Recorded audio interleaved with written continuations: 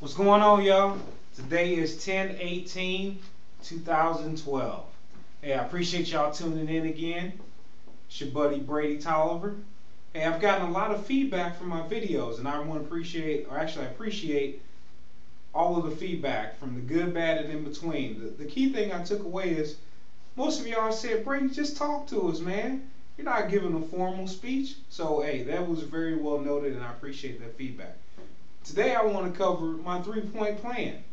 We're in the middle of a political race, and it doesn't matter to me what side of the aisle you're on, because at the end of the day, if I cut you, you're going to bleed, and it's most likely going to be red, okay? So with that being said, we need everyone to tune in, because we're in grave danger. If you remember back to my first video that I put out, it was about debt service and how much debt the country had, and based on that, we all assume an additional $50,000 worth of debt on top of what you already have. Now imagine this: you just had a child, your baby boy was just born, you're all happy and excited.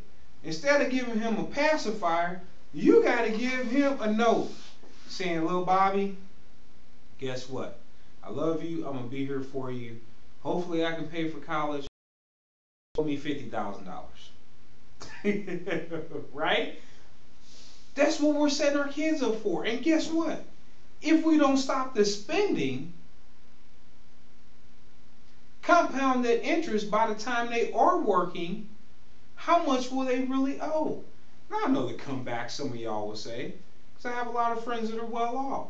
Brady, I make enough money, man. I'm good. I have inheritance coming. I'm in the top 10%.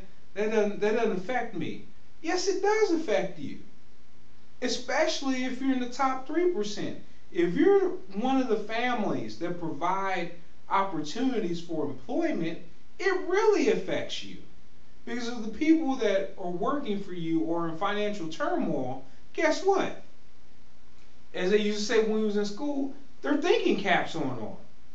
And if you're working without your thinking cap, you might as well be at the house. So what am I really saying? Let's break it down. My whole point in bringing up the debt service that we're suffering from in this country, and to do the video about life insurance, was very simple.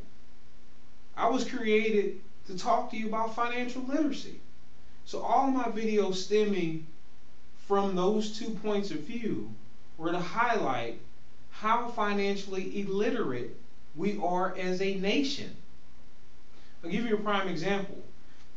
Do y'all realize that something's going on? Now I'm sure you're saying to yourself, Brady, there's no slaves. And I'm not talking about the people in prison.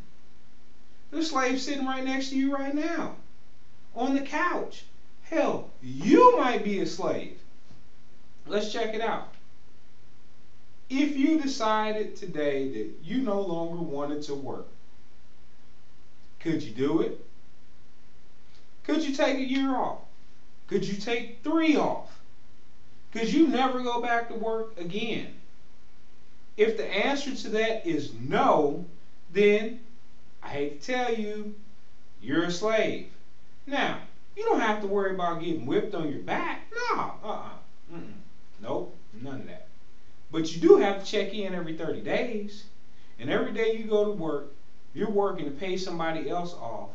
And if your interest rates aren't low enough, they're really taxing you. So it isn't physical. It is mental and financial. And my great coach in college, Coach Nick Moroz, has always said, mental is the physical as 4 is the 1. So if I'm beating you mentally, I'm controlling you physically, always. So let's take it a step further. Brady, why were you talking about life insurance? Here's why. If you carry any type of debt service, you need to have life insurance to be financially responsible. So you're passing money on and not debt on to your heirs. Okay? Now, you might be saying, Brady, well, I make enough money. I don't have to worry about that. Possibly. But everyone's not in that situation. If you do make enough money, if you pass away, your family still loses your income from the time their child, let's say you pass away at 6. They're not really supposed to be on their own until they're 18, 21. So they still have 12 plus years that they needed your household income. But I'm not here to talk about that. This is really the kickoff to my financial literacy campaign. And we're going to start with my 3-point plan. Again, this has nothing to do with politics. Doesn't matter what side of the aisle you're on. I need everyone. Whether you're left, right, in the middle, don't vote, don't care, we need everyone. So let's start from the top. Number 1, get debt free. I'm not just talking about credit cards. Because last time I checked, I've seen student loans as high as 10% and even higher. Our student loans weren't that high when I was in undergrad for the class of 2000 out there. Can you go back? If there were some that high, hey, let me know. I didn't see ones that were that high. So student loans, credit cards, cars, you name it. Your house, let's get completely debt free and end the financial slavery. Now, I'm not saying all loans are bad. Sometimes you need to take it out, but have a plan to pay it off. Imagine paying your home off in 5 years. Imagine paying your car off if it's a new one in 2, a used one in 1. If we treated houses like cars, we would have a completely different conversation. But it can be done. Now, you may not have as big a house as you have now if you paid off in 5 years. But guess what? The one you're in will be yours. And then you can use that one as leverage that you had and allow somebody to move in and build up their credit. And now they're paying your new loan at your bigger house. You use their money plus your money and it'll be paid off faster. Now that's a conservative way of doing things. And it will still allow for you to have true freedom. Remember, the new age slavery. Open up your mail. If you got a loan number, that's your slave number. All right, number 2. If you're in a dual household income, okay, live off one. Think you can do it? That's my challenge to you. Heck, I'm challenging myself. I'm not even married. Don't have a live-in, but I've got roommates now. It's time for us to challenge what we consider the norm. Do I need roommates? No, I don't need roommates.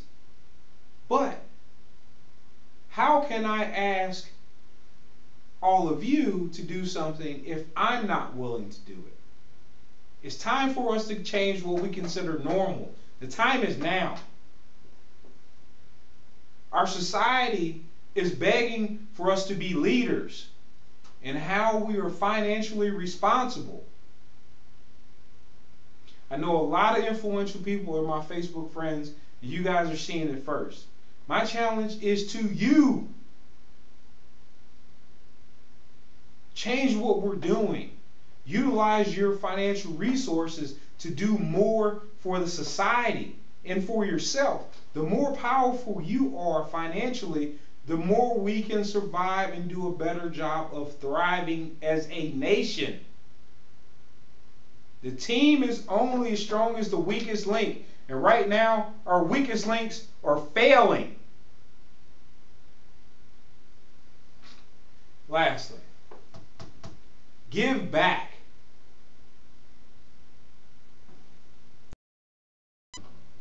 I've been hiding out trying to figure out how I can give back. I've been very blessed and fortunate all my life. Never had any real wants. I've always worked hard. My family always taught me, if you want something, you better go out there and you get it. If there's no way, make your way. They tell you no, say hell no. This is what I want. Okay? But everybody's not given those opportunities. And some people fall short. Now, some of my colleagues out there will say, Brady, I don't want to be forced to give back. I want to give back how I want to. You're right. Here's where I'm giving back. I'm now a unit commissioner of local Boy Scouts in the Grand Towers district. Why did I pick that district? Very simple. Those are young inner city youths that need guidance. There probably isn't a dad in the home. Okay? And these young boys are going to become men at some point. And if they're not financially responsible, the cycle will continue to perpetuate itself. And we cannot afford that, because then we will be lacking skillful workers. And this country was built off its workers. Whether it was the Irish brothers coming in, our Asian brothers and sisters, the African Americans, no matter what society, our Italian brothers, all of us are immigrants. And we all worked our butts off for this country to be great. Now we're in turmoil. This is when we need to band together. The divisive talk must end. Because at the end of the day, we all die.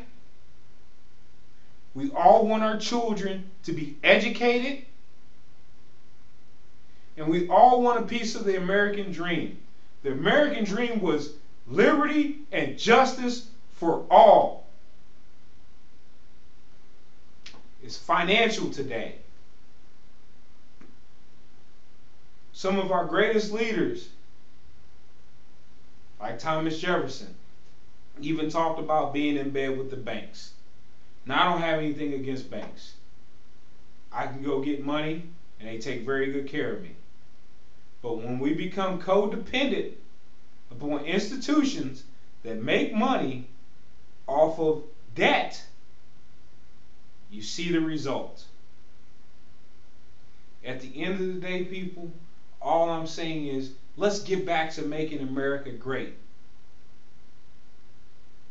Let's be financially responsible. Let's take out loans, but take out the ones we know we can pay back so the banks can keep lending money.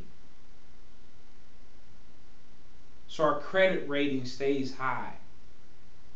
So we're young and youthful and vibrant in our interactions and not miserable and scared because we don't know what happens. Because if everything shuts down, there's no more money, all you have is yourself and the skills that you have. If you look out throughout ancient civilizations, typically the people that always do well were the merchants. They typically always survive because of the bartering system. I have something for you and you might need it. So if you take nothing away from my video about financial literacy and my 3-point plan, take this away. What do you have that the rest of the world needs? It's been a pleasure as usual for you guys tuning in, man. I really appreciate it. And hopefully I get to see all of y'all soon. And when you see me, give me a big hug. And always, namaste.